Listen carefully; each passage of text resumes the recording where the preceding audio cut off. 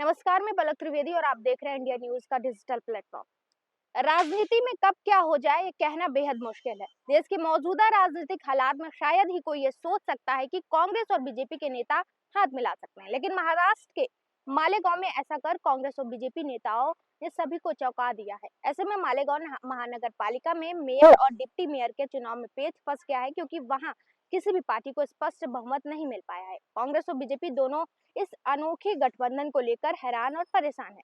मालेगांव महानगर पालिका में मेयर और डिप्टी मेयर के चुनाव से पहले इस दुर्लभ राजनीतिक घटनाक्रम ने कांग्रेस और बीजेपी समेत अन्य पार्टियों को नए सिरे से सोचने पर मजबूर कर दिया है, क्योंकि वैचारिक रूप से प्रतिद्वंदी माने जाने वाली भारतीय जनता पार्टी और कांग्रेस के पार्षदों ने मिलकर एक नया मोर्चा गठित किया है। ऐसे गठबंधन की उम्मीद शायद ही किसी पार्टी के चुनाव के बाद होगी, लेकिन ऐसा हो गया है। सूत्रों के अनुसार कांग्रेस के 3 और बीजेपी के 2 पार्षदों ने मिलकर भारत विकास अघाड़ी नाम से एक स्वतंत्र समूह बनाया, जिसमें 80 से ज्यादा सांसदीय महानगर पालिका में सत्ता संतुलन के समीकरण बदल सकते हैं।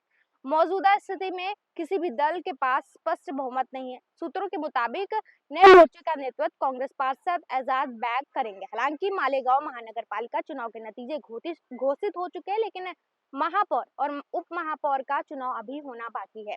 इस बीच नवगठित मोर्चा आगामी चुनाव में अहम भूमिका निभा सकता है। मालेगांव नगर निगम में कुल 80 से ज्यादा सदस्य हैं, लेकिन बीते जनवरी में हुए चुनाव में जनता ने किसी भी पार्टी को पूर्ण बहुमत नहीं दिया। ऐसे में पार्टी जोड़ तोड़ में जुटी हुई है। इस नगर निगम में सबसे बड़े पार्टी के तौर पर इस्लाम पार्टी सामने आई है, जिसके पास 35 सीटें हैं। एआईएमआई के पास 21 सीटें हैं। एकनाथ शिंदे गुट के शिवसेना के पास 18 सीटें हैं। समाजवादी पार्टी के पास 5 सीटें हैं और कांग्रेस के पास 3 सीटें, बीजेपी के पास 2 सीटें में। ऐसे में सबसे बड़ी पार्टी होने के बावजूद इस्लाम पार्टी को मेयर बनाने के लिए दूसरे दलों के समर्थन की जरूरत होगी, क्योंकि वहां बहुमत के आंकड़े 40 से पीछे है। पार्टी को अपना मेयर बनाने के लिए 12 पार्षदों की जरूरत पड़ेगी। फिलहाल के लिए इतना है। ऐसे ताज़ा जानकारी और खबरों के लिए हमारे साथ जुड़े रहिए और देखते रहिए इंडिया न्यूज डिजिटल।